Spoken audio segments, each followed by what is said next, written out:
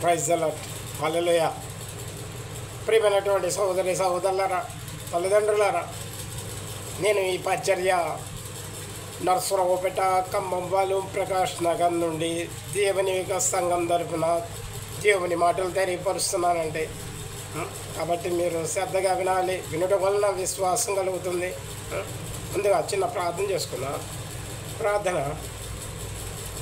పరిశుద్ధుడా, పరలోకమందున్న మా తండ్రి, నా దేవుడా, ఓ తండ్రి, మీరు నాకు అనుగ్రహించిన ఈ శ్రేష్ఠ సమయం మన తండ్రి, ఈ సంఘస్థులతో మాట్లాడడానికి నేను సిద్ధపడి ఉన్నాను తండ్రి.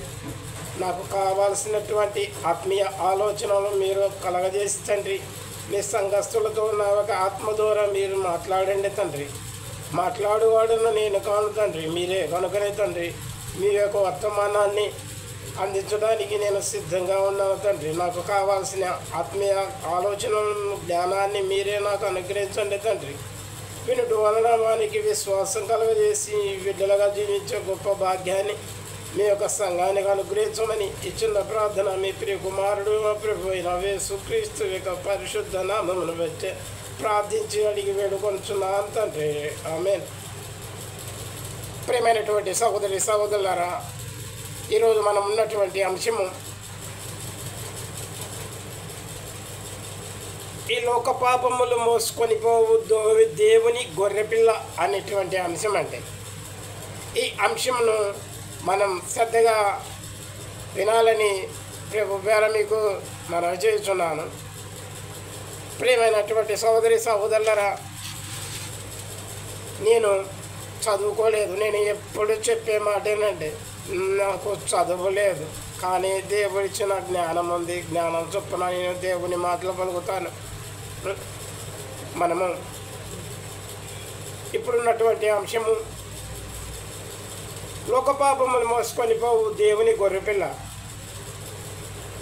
ఏడి క్రీస్తు శకము 2024వ సంవత్సరము ఈ యొక్క వర్తమానాన్ని మనం వింటున్నాం. క్రీస్తు శకం మొదటి శతాబ్దంలో అపోస్తలుడైన యోహాను గారు రాసిన సువార్త మొదటి అధ్యాయము 19వ వచనం నుండి 34 వచనాలు చివరి వరకు బాప్తిసమిచ్చు యోహాను సాక్ష్యం అనే అంశం ఉంటుందండి. చదువుకోండి మీరు కావాలంటే. అదేవిధంగా అందులో రాయబడినటువంటి ప్రవచనం ఒకటి ఉందండి. పాత నిబంధన కాలంలో BCలో ప్రవక్తలు ఎందరో ప్రవచించారండి. ఆ ప్రవక్తల్లో ఒక ఆయన యెషయా గారు రాసినటువంటి గ్రంథము 40వ అధ్యాయము 3వ వచనంలో రాసి ఉంటుందండి ఈ మాటలు. నేను చదివేది ఒక వాక్యాన్ని వినిపిస్తానండి. బైబిల్ ఉన్నవారు బైబిల్ తీసి దేవుని వాక్యాన్ని చూడాలని ప్రభు పేర మీకు మనవి చేస్తున్నాను. పరిశుద్ధ గ్రంథము కొత్త నిబంధన. పరిశుద్ధ గ్రంథము కొత్త నిబంధన క్రీస్తు శకం మొదటి శతాబ్దములో యేసు ప్రభువుకి సాక్షులైనటువంటి వారు అపోస్తలులు, సంఘ పెద్దలు, సువార్థికులు అనబడిన వారి ద్వారా పరిశుద్ధాత్మ ప్రేరేపణతోటి రాయించిన లేఖనాలండి. అపోస్తలుడైన యోహాను గారు రాసిన సువార్త మొదటి అధ్యాయము, యోహాను గారు రాసిన సువార్త మొదటి అధ్యాయము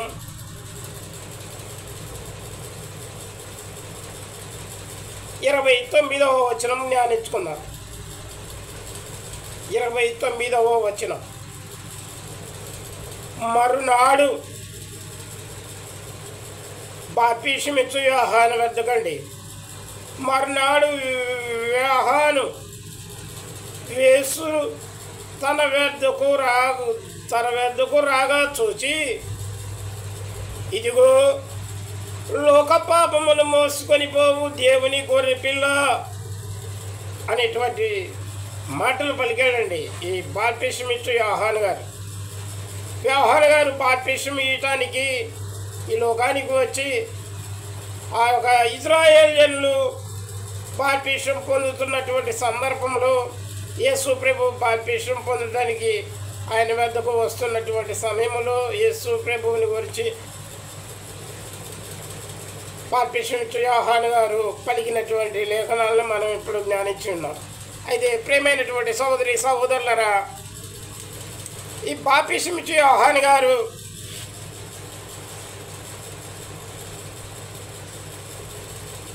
వాళ్ళ నాన్నగారు జకర్యా, వాళ్ళ అమ్మగారు ఎలిజబెత్. వీళ్ళిద్దరూ పాత నిబంధన కాలంలో దేవుని పట్ల నమ్మకమైనటువంటి విశ్వాస జీవితం జీవించేవాళ్ళండి. ఏంటి తరగతులని 3 తరగతులు ఉంటాయంటండి. ఎస్టీ, లో ఎస్టీ మధ్య అనేటువంటి ఇలాగా స్టెప్స్ 3 టికెట్స్ ఉంటాయంట. ట్రైన్ టికెట్లే కానీ 5 టికెట్లే కానీ ఏదైనా కానీ ఒక ప్లేస్ నుండి ఒక ప్లేస్కి వెళ్ళాలంటే, అదేవిధంగా దేవుని యొక్క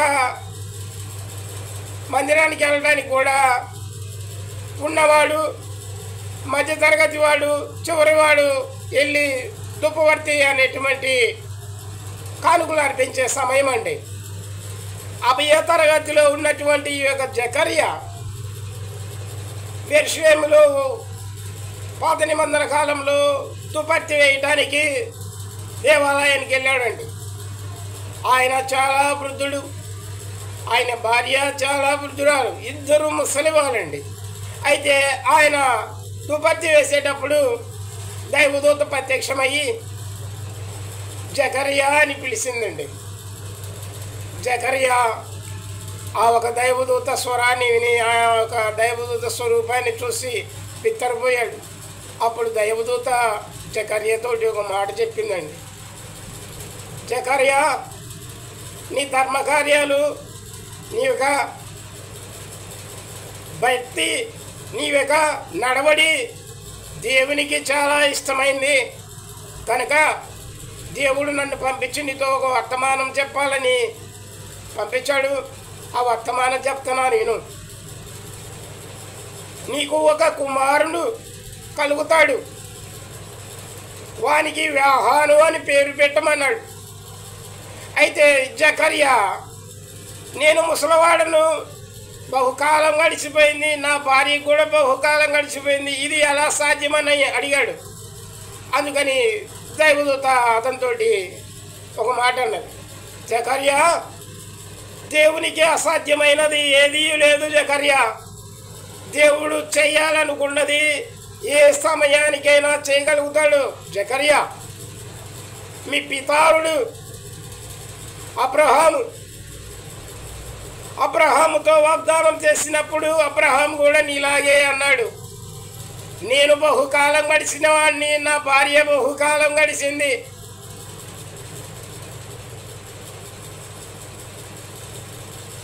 అని అడిగినప్పుడు దేవుడు ఒక మాట అన్నాడు, దేవునికి అసాధ్యమైనది ఏదీ లేదు.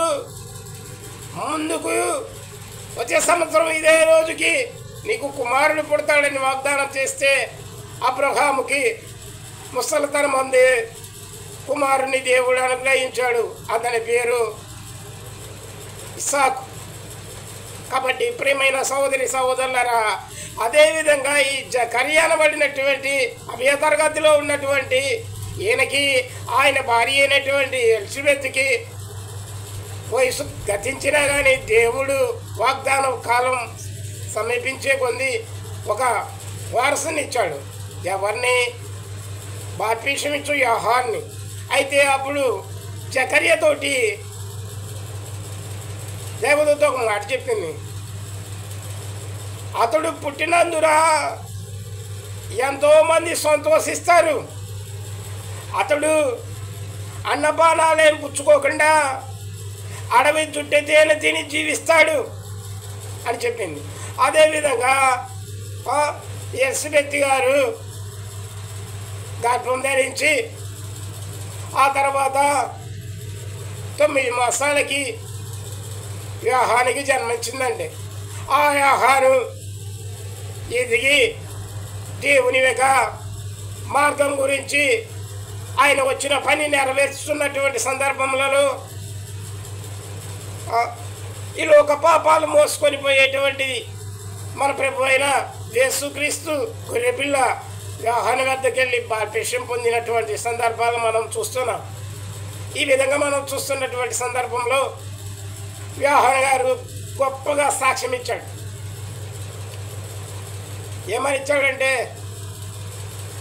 దేవుడు నన్ను ఈ లోకానికి పంపించి నాకు ఒక గుర్తు ఇచ్చాడు. ఆ గుర్తు ఏమిటంటే, యోహాను, నేను నీ తల్లి గర్భంలో నిన్ను మగ బిడ్డగా సృష్టించిన వాడు, నువ్వు తెలుసు కదా అంటే, చిత్తం ప్రభు తెలుసు అన్నాడు. నేను నీకు ఒక మాట చెప్తున్నాను, విను యోహాను అన్నాడు. చిత్తం ప్రభు చెప్పు అన్నాడు. అప్పుడు దేవుడు యోహానుకి చెప్తున్నాడు, నీవు మారు మనసు నిమిత్తము నీటిలో నీ వద్దకు వచ్చేటువంటి వారికి అందరికీ బాప్తిసం ఇస్తూ ఉండు అన్నాడు. ఓకే ప్రభువా, నేను ఇస్తాను. కానీ ఆ ఇవ్వడానికి కారణం ఏమిటి, దాని సందర్భం ఏంది, కొద్దిగా నాకు తెలియపరచమా అంటే, అప్పుడు యోహాను గారితో దేవుడు చెప్పాడు, నీవు ప్రతి ఒక్కరిని గమనిస్తూ ఉండు. ఏమని గమనిస్తూ ఉండాలి, నీ వద్దకు వచ్చి మారు మనసు నిమిత్తం బాప్తిసం పొందేటువంటి వారు నీ వద్ద నీటిలో బాప్తిసం పొంది ఒడ్డుకెళ్ళేంత వరకు వారిని గమనిస్తూ ఉండు. వారు ఒడ్డుకెళ్ళి వారి దారిన వారు పోతున్నారనుకో, వదిలేసేయి, ఏం పట్టించుకోవద్దు. కానీ ఒకటి గుర్తిస్తున్నాను, దాన్ని నువ్వు గుర్తుపెట్టుకో అన్నాడు. చెప్పు ప్రభువా అన్నాడు. నీవు ఎవరి మీదైతే నా ఒక ఆత్మను శరీరకారంగా ప్రావురం వలె వచ్చి వాడుట నీవు చూస్తావో, అతడే ఈ లోక పాపాన్ని మోసుకొని పోవే దేవుని గొర్రె పిల్ల, గుర్తుపెట్టుకోమన్నాడు. చిత్తం ప్రభువా అన్నాడు. ఇస్తూ ఉన్నాడు. కొంతకాలం గడుస్తూ ఉంది. ఇలా ఇస్తూ ఉండగా ఆ ఇజ్రాయేల్ జనులు, ఆ యూదయ దేశంలో ఉన్నటువంటి వారు బాప్తిసం ఇచ్చి యోహాను వద్దకు వచ్చి బాప్తిసం పొంది వెళ్తూ ఉన్నారు. బాప్తిసం ఇచ్చి యోహానికి శిశువులు ఏర్పడ్డారు. శిశువులు ఆయనకి సపోర్ట్గా ఉండి అనేకమైనటువంటి మంచి కార్యాలు చేస్తూ ఉన్నారు. జనాల్ని తీసుకురావటమే కానీ, బాప్తిసం ఇచ్చి పంపించటమే కానీ మంచి సభ చూస్తూ ఉన్నటువంటి సందర్భంలో యోహాను గారు ఇలా ఇస్తూ ఉండగా కాలం సమీపించినప్పుడు మన ప్రభు అయిన యేసుక్రీస్తు బాప్తిసం పొందాల్సినటువంటి సమయం వచ్చినప్పుడు, ఈ లోక పాపాలు మోసుకొని పోవడానికి ఆయనకు సమయం వచ్చినప్పుడు బాప్తిసం ఇచ్చి యోహాను వద్దకు వచ్చి బాప్తిసం పొందడానికి వచ్చినప్పుడు బాప్తిసం ఇచ్చి యోహాను ఒక మాట అన్నాడు, ఏలినవాడా, నేను నీ వద్దకు వచ్చి బాప్తిసం పొందాల్సిన వాడిని నేను, నీవే నా వద్దకు వచ్చి పొందుతున్నావు, ఇది ఎలాగా అని నివారణ చేయాలని చూశాడు. కానీ యేసు ప్రభు అన్నాడు, ఈ కాలము ఇలా జరగాలి, ఈ యువత్తు ఇలా జరగాలి, నిన్ను పంపించినటువంటి కార్యం నెరవేరాలంటే ఇలా జరగాలని చెప్పి బాప్తిసం పొంది మన ప్రభు అయిన యేసుక్రీస్తు ఈ లోక పాపాలను మోసుకొని పోయే దేవుని గొర్రెపిల్ల బాప్తిసం పొంది ఒడ్డుకు వచ్చిన తర్వాత ఆకాశము తెరవబడి పరిశుద్ధాత్మ శరీరకారముతో ప్రభు మీదకు వచ్చి వాలి. అప్పుడు దేవుడు చెప్పినటువంటి మాట, ఈయన నా ప్రియకుమారుడు, ఈయన యందు నేను ఆనందించుచున్నాను అన్నాడు. ఎందుకు ఆనందిస్తున్నాడు దేవుడు? అపొస్తలుడైన మన ప్రభు అయిన యేసుక్రీస్తు బాప్తిసం పొందినప్పుడు యోహాను గారికి గుర్తించినటువంటి సందర్భంలో, నీవు ఎవరి మీదైతే పరిశుద్ధాత్మ పావురం వలె వచ్చి వాళ్ళట చూస్తావు, ఆయన నా ప్రియకుమారుడు అని చెప్పినటువంటి సందర్భం కొరకు అలా జరిగిన తర్వాత ఆయన బాప్తిసం పొంది అరణ్యానికి వెళ్ళి 40 దినాలు శోధింపబడి ఆ తర్వాత దేవుని యొక్క సేవ ఆరంభించాడండి మన ప్రభు అయిన యేసుక్రీస్తు. అదేవిధంగా యేసు ప్రభు సువార్త పరిచర్య చేస్తున్నటువంటి సమయంలో ఆయన దేవుడు తనకిచ్చినటువంటి భారాన్ని ఈ లోక పాపాలని మోయాలని నిర్ణయించుకొని దేవుని యొక్క సేవ దైవ చిత్తానుసారంగా చేస్తున్నటువంటి సందర్భంలో ఆయన లోక పాపాలని మోసేటువంటి సమయం వచ్చిందండి. ఈ విధంగా మోసేటువంటి సమయం, ఈ విధంగా యేసు ప్రభువు మాను అనబడినటువంటి శిలువను భుజాన వేసుకొని మోసేటువంటి సందర్భం మనం చూస్తూనే ఉన్నామండి. యేసు ప్రభు శిలువ వేయబడుట అనేటువంటి అంశాలు యోహాను సువార్తలో ఉంది, మత్తయి సువార్తలో ఉంది, లూకా సువార్తలో ఉంది, మార్కు సువార్తలో, ఈ 4 సువార్తలలో ఉన్నాయి. కానీ ఆయన మోసింది మాను, ఆయనతో పాటు శిలువ వేసింది బందిపోటు దొంగలను మానే. వాళ్ళు శిలువాకారం మానునే మోసారు, ఈయన శిలువాకారం మానునే మోసాడు. కానీ ఈ లోక పాపం అనబడినటువంటి ఈ యొక్క మాను ఆ బందిపోటు దొంగలకైతేనేమో వాళ్ళు చేసినటువంటి పాపాలకి తగినటువంటి మాను, మన ప్రభు అయిన యేసుక్రీస్తు ప్రభువు మోసినటువంటి ఆ ఒక మాను ఈ లోక పాపం అనబడినటువంటి మాను, ఈ లోక పాపం అనబడినటువంటి మానుని మన ప్రభు అయిన యేసుక్రీస్తు శిలువపై భుజాన వేసుకొని మోసుకుంటూ ఆ ఒక యెరూషలేము పట్టణంలో దేవుని యొక్క వాక్యానుసారంగా ఆ వీధులన్నీ తిరిగి ఆ కపల అనబడిన స్థలానికి వెళ్ళి అక్కడ ఆయనను ప్రత్యేకంగా సిలువ వేశారండి. ముళ్ళ కిరీటం పెట్టి చేతులతోటి కాళ్ళలోకి మేకులు కొట్టి పక్కలో బళ్ళెముతో పొడిచి ఇలాగా ఆయన పొందాల్సినటువంటి లోక పాపములు జరిగించాడు దేవుడు. ఆయన పొందినటువంటి దెబ్బల వలన మనకి స్వస్థత కలుగుతుంది. ఆయన కాచినటువంటి రక్తములో మనకు పరిశుద్ధత కలుగుతుంది. ఆయన పెట్టినటువంటి ప్రాణములో మనకి నిత్య జీవం కలుగుతుంది. అందుకని యేసు ప్రభు ఒక మాట చెప్పాడండి చివరాత్రి భోజనం అప్పుడు. అంతకుముందు కూడా యూదులతోటి చెప్పాడండి, నా శరీరం తిని నా రక్తము తాగువాడే నిత్య జీవము గలవాడు, అంత్యదినమున వాణిని లేపుదును అన్నాడు. అదేవిధంగా మన ప్రభు అయిన యేసుక్రీస్తు ఈ లోకమనబడినటువంటి పాపాలను ఆ ఒక మాను పైన మోసాడండి. దొంగలైతే వారు చేసినటువంటి ఆ ఒక చెడు కార్యాల వలన వాళ్ళ పాప ప్రతిఫలము అనబడినటువంటి మానులు కాళ్ళు చేతులు కట్టేసి కూడు నీళ్ళు లేకుండా అలా సిలువకు వేలాడదీసి చనిపోయిన తర్వాత వాని యొక్క మోకాళ్ళు నరికేస్తారంటండి. చనిపోయేంత వరకు అలా ఉంచుతారు. చనిపోయిన తర్వాత వాని మోకాళ్ళు నరికేసి ఆ శవాన్ని అలా ఇదే వదిలేస్తారట. కానీ మన ప్రభు అయిన యేసుక్రీస్తుని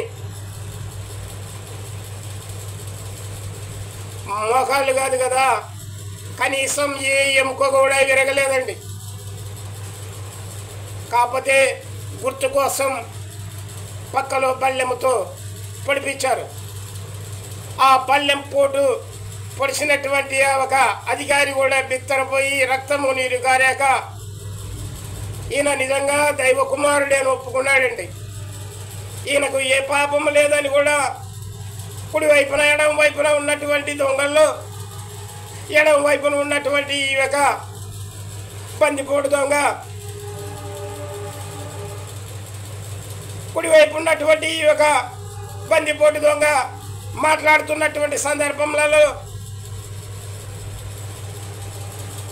చాలా వ్యత్యాసాలు ఉన్నాయండి. ఎడం వైపు ఉన్నటువంటి బందిపోటు దొంగ, నువ్వు దేవుని కుమారుడు కదా, నీవు రక్షించుకొని మమ్మల్ని కూడా రక్షించమన్నాడు. అదేవిధంగా కుడివైపు ఉన్నటువంటి యుగ బందిపోటు దొంగ, ఏమి నువ్వు అలా మాట్లాడుతున్నావు? మనము చేసినటువంటి ఈ యొక్క చెడు కార్యాలకి ఈ శిక్ష మనకి సరిపోయింది. ఈయనైతే నీతిమంతుడు, ఈయనైతే దేవుని యొక్క బిడ్డ, ఈయనైతే దేవుని సేవకుడు, ఈయన చేసినటువంటి మేలు కార్యాలు చాలా ఉన్నాయి అని చెప్పి గద్దించి ప్రభుతో ఒక మాట అన్నాడండి. ప్రభువా, నీవు వచ్చినప్పుడు నీ రాజ్యములో నన్ను జ్ఞాపకం ఇచ్చుకోనుమా అని అడిగాడు. అప్పుడు యేసు ప్రభు అతను కుడివైపు ఉన్నటువంటి ఆ ఒక బందిపోటు దొంగతో అంటున్నాడండి, నేడు నీవు నాతో కూడా పరదేశంలో ఉండు అన్నాడు. చనిపోయినటువంటి ప్రతి ఒక్క మనిషి పరదేశకి వెళ్తాడండి. చనిపోయినటువంటి ప్రతి ఒక్క మనిషి పరదేశకి వెళ్తాడు. ఎలాగెళ్తాడు? శరీరంతో కాదండి, శరీరంతో వెళ్ళడండి, ఆత్మతో వెళ్తాడు.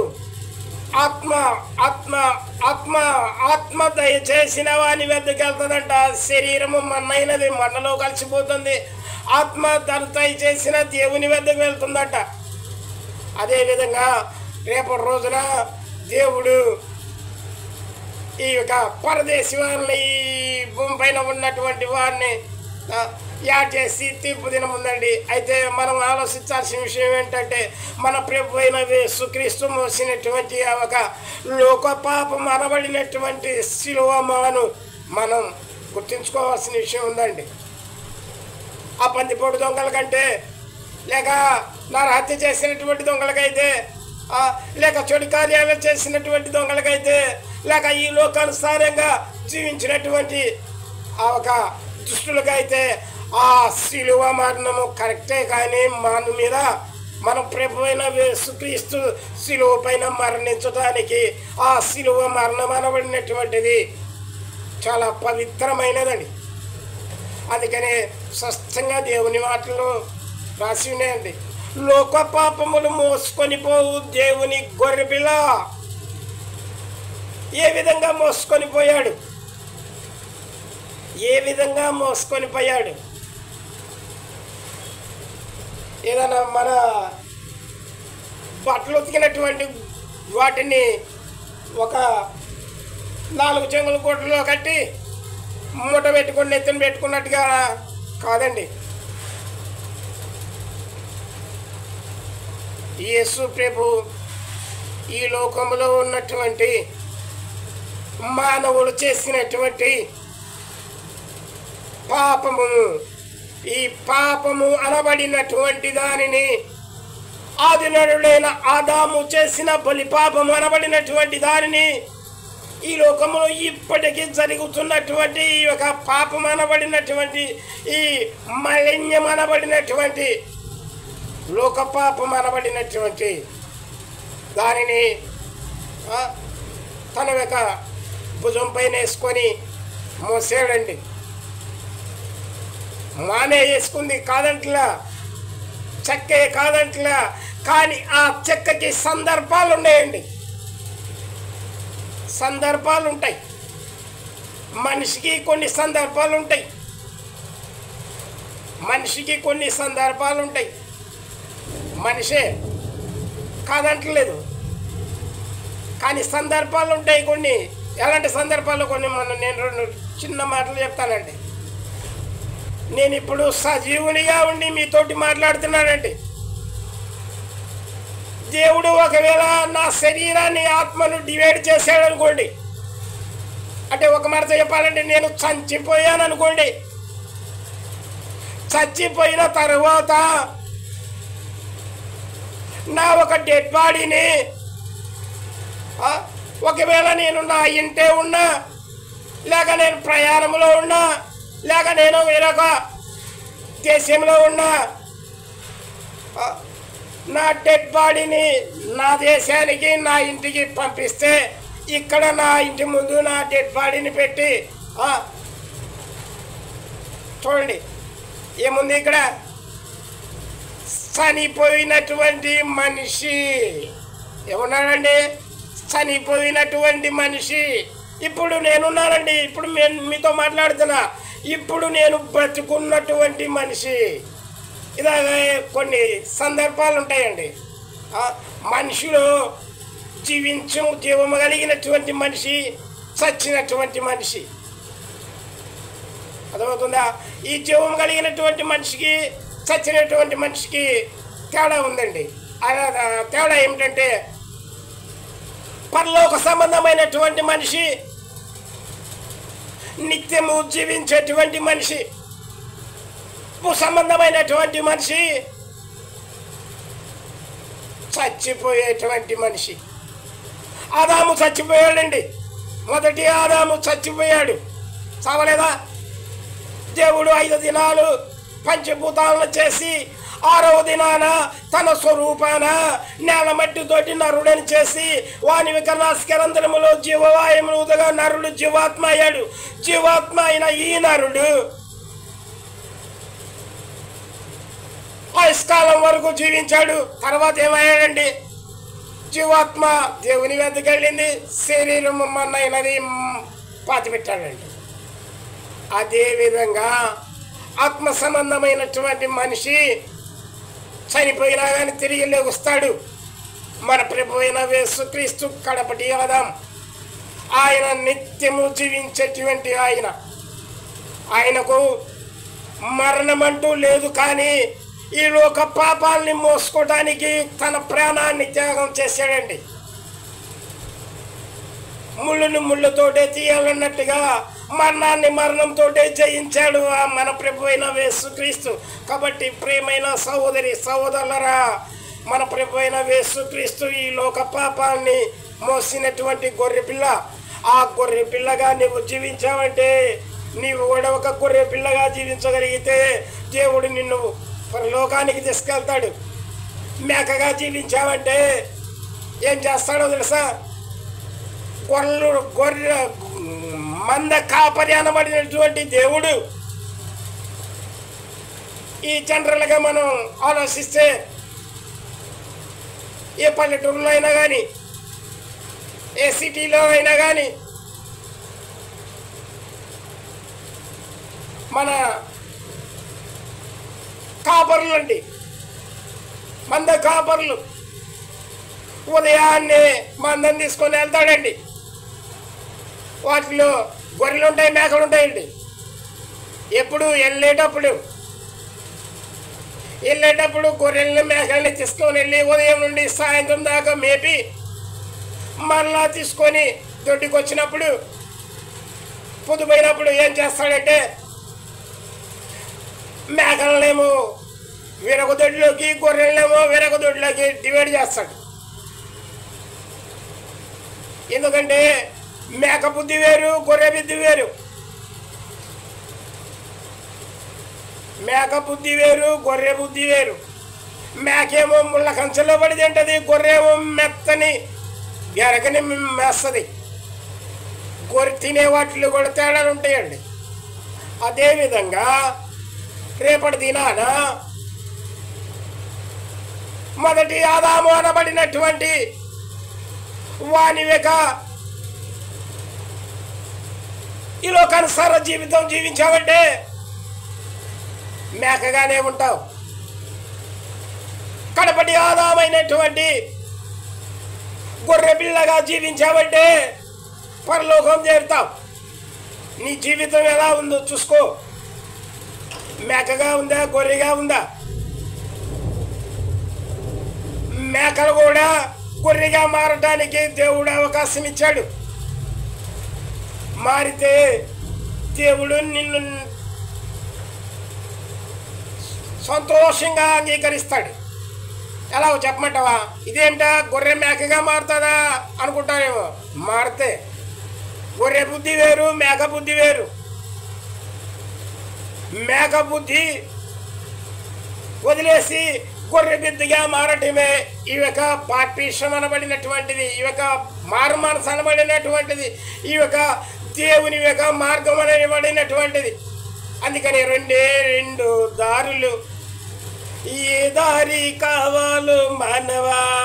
ఒకటి పరలోకం, ఒకటి పాతాళం. పరలోకం కావాలో పాతాళం కావాలో తెలుసుకో మానవ, నీవు తెలుసుకో మానవ. పరలోకం గొప్ప వెలుగులు ఉన్నది పరిశుద్ధుల కోసం, పాతాళం నరకగ్ని ఉన్నది ఘోర పాపుల కోసం. కాబట్టి నీ జీవితం ఎలా ఉందో తెలుసుకొని దేవుని బిడ్డగా జీవించమని దేవుడు కోరుచున్నాడు. ప్రియమైన సహోదరి సహోదరులరా, మన ఒక పాపాలని మోసినటువంటి గొర్రెగా జీవించాలని దేవుడు కోరుచున్నాడు. చివరిగా చిన్న ప్రార్థన చేసుకున్నాం. ప్రార్థన. మహాపరిశుద్ధుడైన పరలోకమందున్న మా తండ్రి నా దేవుడా, ఓ తండ్రి, నీ దాసుడనైనా నాకు మీ యొక్క సంఘస్థులతోటి మీ యొక్క రక్షణార్థమైనటువంటి మాటలను పలికించి ఉన్నావు తండ్రి. నాకు కావాల్సిన ఆత్మీయ ఆలోచనల జ్ఞానాన్ని మీరు నాకు అనుగ్రహించి ఉన్నారు తండ్రి. వారు విని ఉన్నారు తండ్రి. నేను చెప్పినటువంటి మాటల్లో తప్పు ఒప్పులు ఉంటే మీరు నన్ను క్షమించండి, వారు నన్ను క్షమిస్తారు. మీ చిత్తమే నా జీవితంలో జరిగించమని చిన్న ప్రార్థన మీ ప్రియ కుమారుడు అయిన యేసుక్రీస్తు పరిశుద్ధ నామమును బట్టి ప్రార్థించి అడిగి వేడుకొనుచున్నాను తండ్రి. ఆమేన్. God bless you.